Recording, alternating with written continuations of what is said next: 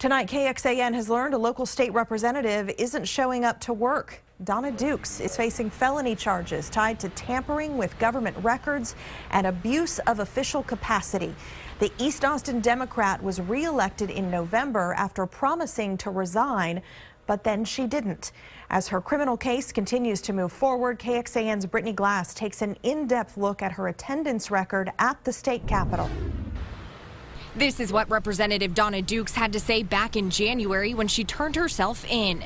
People who are underserved, who do not have a voice, deserve to have my voice in the House. Nearly 3 months later, some are wondering whether her voice is being heard at all. If this is representative government, the people in this district are not being represented for a lot of the time. Political expert Scott Braddock says even though Dukes has held on to her elected office, she's failed to show up to work. There's nothing about this legal issue that should keep her from doing her job, but for whatever reason, she's skipping out. According to daily journals from the state capitol, Representative Dukes has missed 33 out of 43 roll calls on the House floor this session. That's more than 75%.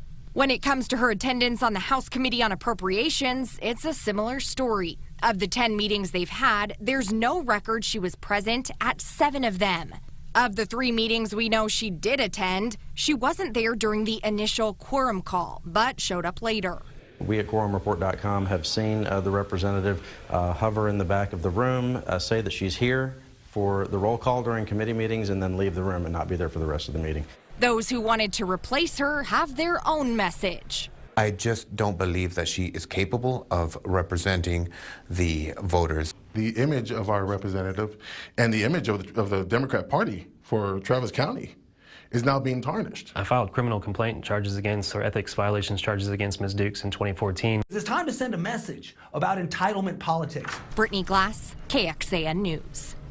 We've also learned Dukes had 7 excused absences on the House floor. There were also instances where Dukes showed up late after roll call.